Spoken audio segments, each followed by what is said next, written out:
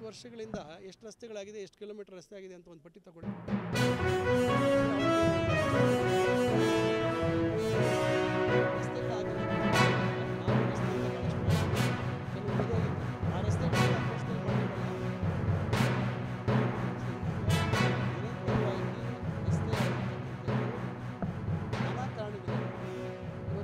ರಸ್ತೆ ಆಗಿದೆ, ನೀವು ಅಲ್ಲಿ ನೋಡ್ಕೊಂಡು ಬನ್ನಿ. ಅಲ್ಲಿ ಇನ್ನು ಮುಂದೆ ನೋಡಿ, ಊರಲ್ಲಿ ಪೈಪ್ ಹಾಕಕ್ಕೆ ಅಗ್ದಾಕಿದೆ.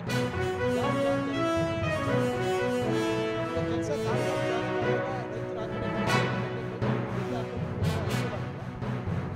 ರಸ್ತೆ ಎಲ್ಲ ಕಾಮಗಾರಿ ಆಗಲಿಲ್ಲ ಆಗಿದ್ರೆ ರಸ್ತೆ ಇರ್ತದೆ. ಯಾಕೆ ನಿರಂತರವಾಗಿ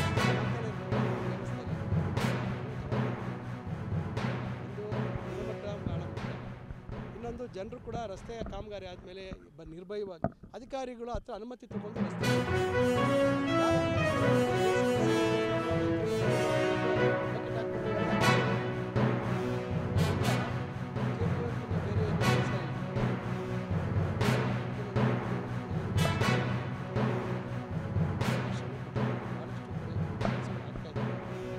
ಮಳೆ ಬಂದಂಥ ಸಂದರ್ಭದಲ್ಲಿ ಕೆಲವು ಕಡೆ ಮೋರಿ ಮತ್ತೊಂದು ಇಲ್ಲದೆ ಇರುವಂಥ ಸಂದರ್ಭದಲ್ಲಿ ನೀರು ಸರಾಗು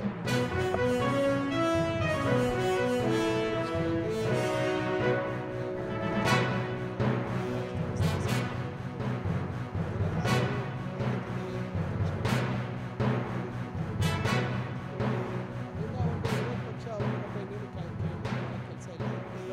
ಗುಂಡಿ ಅಭಿಯಾನ ಅಂತ ಮಾಡ್ತಾರೆ. ಅವರಿದ್ದಾಗ ಗುಂಡಿಗಳಿರಲಿಲ್ಲ.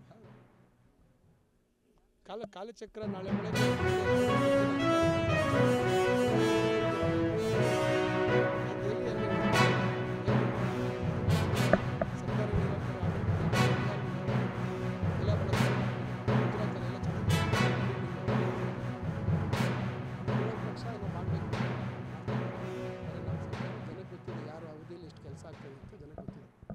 ಕರ್ನಾಟಕ ರಾಜ್ಯದ ಹವಾಮಾನ ಮುನ್ಸೂಚನೆ.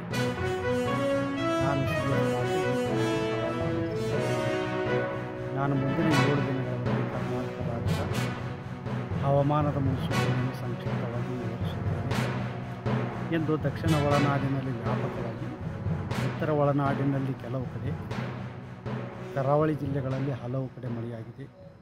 ಪ್ರಮುಖವಾಗಿ ಮದ್ದೂರು, ಮಂಡ್ಯ ಜಿಲ್ಲೆಯಲ್ಲಿ 11 ಸೆಂಟಿಮೀಟರ್, ಚಿಂತಾಮಣಿ, ಚಿಕ್ಕಬಳ್ಳಾಪುರ ಜಿಲ್ಲೆಯಲ್ಲಿ, ಕೆರಸೊಪ್ಪ, ಉತ್ತರ ಕನ್ನಡ ಜಿಲ್ಲೆಯಲ್ಲಿ 6 ಸೆಂಟಿಮೀಟರ್, ಸೈದಾಪುರ, ಯಾದಗಿರಿ ಜಿಲ್ಲೆಯಲ್ಲಿ 3 ಸೆಂಟಿಮೀಟರ್ ಮಳೆಯಾಗಿದೆ. ಈಗಿರುವ ಹವಾಮಾನದ ಸಿನಾಪ್ಟಿಕ್ ಸ್ಥಿತಿ ಏನೆಂದರೆ, ಕನ್ಯಾಕುಮಾರಿ ಪ್ರದೇಶದಲ್ಲಿ ಸರ್ಕ್ಯುಲೇಷನ್ 3.1 ಕಿಲೋಮೀಟರ್ ಎತ್ತರದವರೆಗೆ ಇದೆ. ಇದರ ಪ್ರಭಾವದಿಂದ ಕರ್ನಾಟಕದ ದಕ್ಷಿಣ ಒಳನಾಡಿನ ಜಿಲ್ಲೆಗಳಲ್ಲಿ ಅಕ್ಟೋಬರ್ 10 ಹಾಗೂ 11ರಂದು ವ್ಯಾಪಕವಾಗಿ ಮಳೆಯಾಗುವ ಹೆಚ್ಚಿನ ಸಾಧ್ಯತೆ ಇದೆ. ಅಕ್ಟೋಬರ್ 12ರಿಂದ ಅಕ್ಟೋಬರ್ 16ರವರೆಗೆ ಕರ್ನಾಟಕದ ದಕ್ಷಿಣ ಒಳನಾಡಿನ ಜಿಲ್ಲೆಗಳಲ್ಲಿ ಕೆಲವು ಕಡೆ ಮಾತ್ರ ಮಳೆಯಾಗುವ ಹೆಚ್ಚಿನ ಸಾಧ್ಯತೆ ಇದೆ. ತುಮಕೂರು, ಚಿಕ್ಕಬಳ್ಳಾಪುರ, ಕೋಲಾರ, ಬೆಂಗಳೂರು, ರಾಮನಗರ, ಮಂಡ್ಯ, ಮೈಸೂರು, ಚಾಮರಾಜನಗರ, ಚಿಕ್ಕಮಗಳೂರು, ಹಾಸನ ಹಾಗೂ ಕೊಡಗು ಜಿಲ್ಲೆಗಳ ಕೆಲವು ಕಡೆ ಭಾರೀ ಮಳೆಯಾಗುವ ಸಾಧ್ಯತೆ ಇದೆ. ಅಕ್ಟೋಬರ್ 10 ಹಾಗೂ 11ರಂದು ಈ ಜಿಲ್ಲೆಗಳಲ್ಲಿ ಯೆಲ್ಲೋ ಅಲರ್ಟ್ ಕೊಡಲಾಗಿದೆ. ಕರಾವಳಿ ಜಿಲ್ಲೆಗಳಲ್ಲಿ ಅಕ್ಟೋಬರ್ 10 ಹಾಗೂ 11ರಂದು ಹಲವು ಕಡೆ, ಅಕ್ಟೋಬರ್ 12ರಿಂದ ಅಕ್ಟೋಬರ್ 16ರವರೆಗೆ ಕೆಲವು ಕಡೆ ಮಾತ್ರ ಮಳೆಯಾಗುವ ಹೆಚ್ಚಿನ ಸಾಧ್ಯತೆ ಇದೆ. ಉತ್ತರ ಒಳನಾಡಿನ ಜಿಲ್ಲೆಗಳಲ್ಲಿ ಅಕ್ಟೋಬರ್ 10ರಿಂದ ಅಕ್ಟೋಬರ್ 16ರವರೆಗೆ ಕೆಲವು ಕಡೆ ಅಲ್ಲಲ್ಲಿ ಹಗುರವಾಗಿ ಮಳೆಯಾಗುವ ಹೆಚ್ಚಿನ ಸಾಧ್ಯತೆ ಇದೆ. ಬೆಂಗಳೂರಿನಲ್ಲಿ ಅಕ್ಟೋಬರ್ 10ರಿಂದ ಅಕ್ಟೋಬರ್ 14ರವರೆಗೆ ಮಳೆಯಾಗುವ ಹೆಚ್ಚಿನ ಸಾಧ್ಯತೆ